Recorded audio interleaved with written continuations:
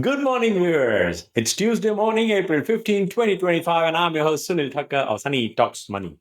Welcome to ST Money 7 a.m. early morning news, where we provide you the latest, concise, and precise stock market wrap with accurate figures and numbers.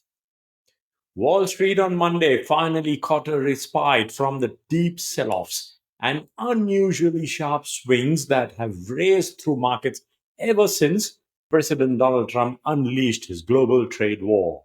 US stocks edged higher on Monday as investors focused on tech's temporary reprieve from President Trump's tariffs. Investors welcome a tariff rollback for the tech industry alongside news of a potential pause on tariffs from some automakers. The S&P 500 trimmed bigger gains but rose to close a healthy 0.8%. Tech-heavy Nasdaq also closed off its session high, up 0.6%. Dow Jones Industrial Average was up around 0.7% or more than 300 points.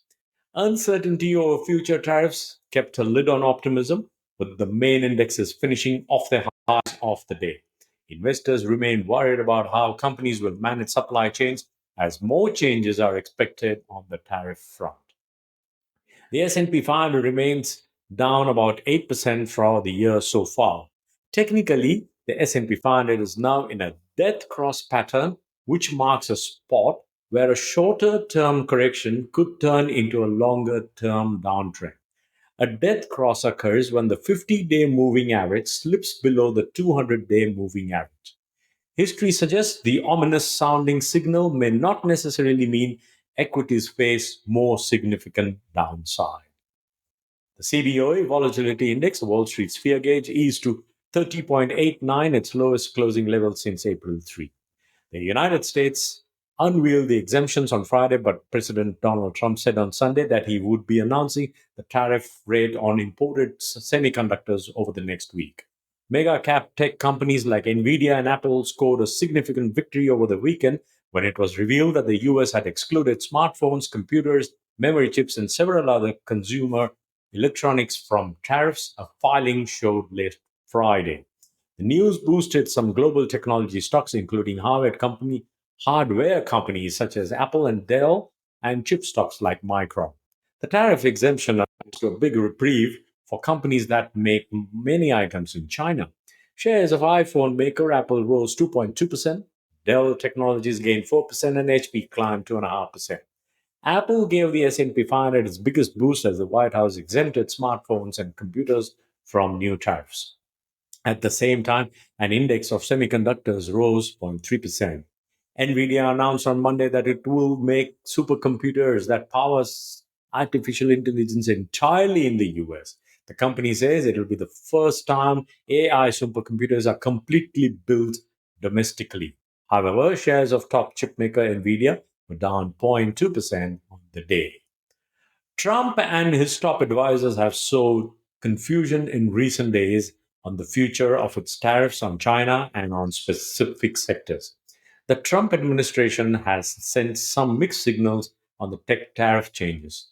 Commerce Secretary Howard Lutnick warned Sunday that many tech products will still face separate levies in a month or two as part of an investigation into semiconductors under Section 232 trade law.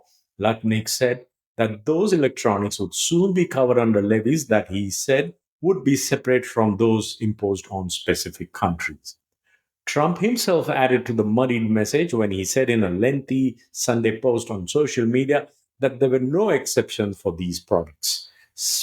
President Trump stressed in a social media post Sunday that nobody is getting off the hook on tariffs and that levies on tech products are simply moving to a different bucket. Markets will be closed on Good Friday, but this week is still expected to bring some key results from US companies. US companies have begun to report results for the 2025 first quarter, and with tariff troubles looming, corporate executives may hold back on giving much guidance. Shares of Goldman Sachs rose 1.9% on Monday after the bank reported higher first quarter profit.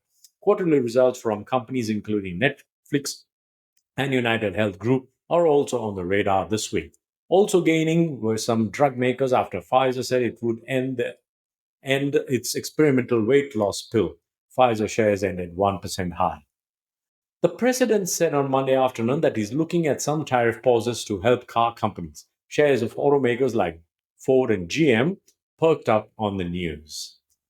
Now, Wall Street remains braced for another week of potential tariff fueled ups and downs. The major indexes had the best week since at least 2023 last week, though it came in anything but conventional fashion. Traditional safe haven assets have come in particular focus in recent days as longer term treasury yields have surged while the US dollar has weakened against foreign currencies. Yields on the 10-year treasury fell below 4.36% on Monday while the US dollar fell. After its biggest weekly pullback since late 2022, the dollar remained under pressure on Monday. My take: what the heck is going on? No news is good news in this environment.